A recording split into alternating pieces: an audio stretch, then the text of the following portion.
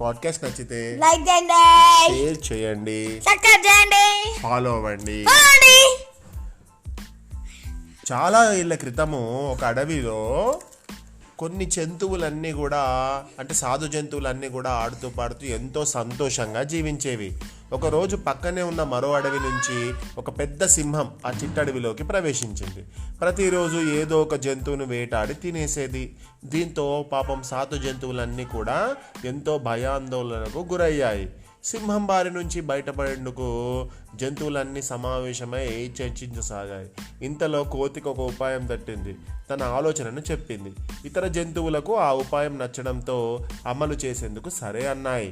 ఒకరోజు సాయంత్రం చల్లగాలికి తిరుగుతున్న సింహాన్ని కోతి పలకరించింది. సింహం మామ, ఈ అడవిలో ఇప్పటికే ఒక సింహం ఉంది. అదే ఈ చిట్టడవికి రాజు. నువ్వు ఇక్కడ ఉండడానికి దాని అనుమతి తీసుకున్నావా అని అడిగింది. ఈ అడవిలో మరో సింహం ఉందా? నేనెప్పుడు చూడలేదే అంటూ అనుమానంగా అడిగిందా సింహం. ఉత్తర దిక్కున్న గుహల్లో అది నివసిస్తుంది. బయట అస్సలు తిరగదు చెప్పిందా కోతి. బయట తిరగకపోతే దానికి ఆహారం ఎక్కడి నుంచి లభిస్తుంది? వేటాడితేనే కదా దేనికైనా తిండి దొరికేది అంటూ ప్రశ్నించిందా సింహం. అది ఈ అడవికి రాజు, వేటాడాల్సిన కర్మ దానికేంటి? ప్రతిరోజు వంతుల వారీగా ఏదో ఒక జంతువు దానికి ఆహారంగా గుహ దగ్గరికే వెళ్తుంది అని బదులిచ్చిందా కోతి. అంతలోనే అక్కడకు ఒక ఏనుగు వచ్చింది. వనరాజా, నమస్కారాలు. మీరెందుకు గుహ గురించి బయటికి వచ్చారు? మీకు అందాల్సిన ఆహారం సమయానికి అందడం లేదా ఏంటి అంటూ వినయంగా అడిగింది. ఏనుగు మాటలకు కోతి గట్టిగా నవ్వింది. ఇది మన వనరాజు కాదు, ఈ అడవిలోకి వచ్చిన కొత్త సింహం అని చెప్పిందా కోతి. ఆ మాట వినగానే ఏనుగు ఆ సింహం వైపు జాలిగా చూసి వెళ్ళిపోయింది.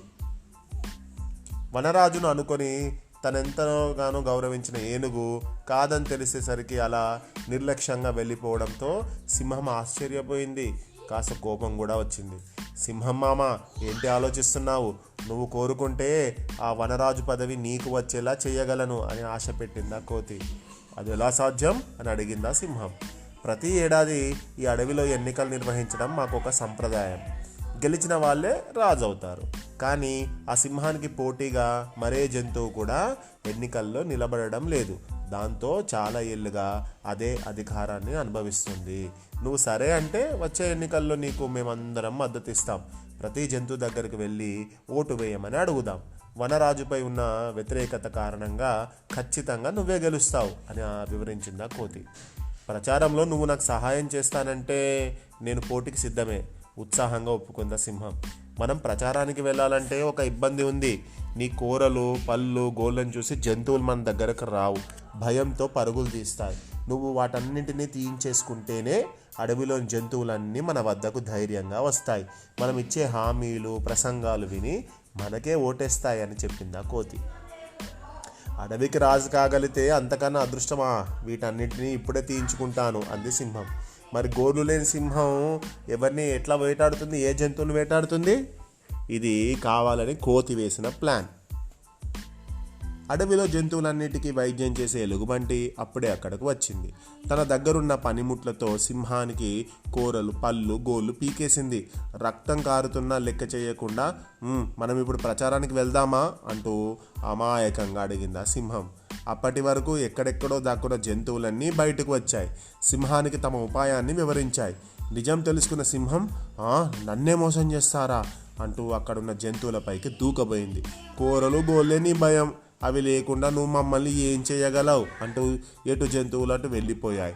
తన తెలివి తక్కువదనానికి సిగ్గుపడిన సింహం అవమాన భారంతో ఆ చిట్టడవి నుంచి వెళ్ళిపోయింది. అంటే అపాయం ఉన్న సమయంలో ఉపాయంతో ఏదో ఒక విధంగా అన్ని జంతువులను రక్షించుకోవడానికి అన్ని జంతువులు కలిసి ఆడిన ప్లాన్ లోపల ధైర్యం, బలం ఉన్నంత మాత్రాన్ని సరిపోదు, తెలివి కూడా ఉండాలి. సింహం బలవంతుడు కానీ బలమైన జంతువు, కానీ తెలివి లేకుండా అవి చెప్పగానే ఏం చేసింది? చేతిలో గోళ్ళను, షార్ప్గా ఉన్నటువంటి గోళ్ళను కత్తిరించుకుంది అండ్ దాని పళ్ళను కూడా తీయించేసుకుంది.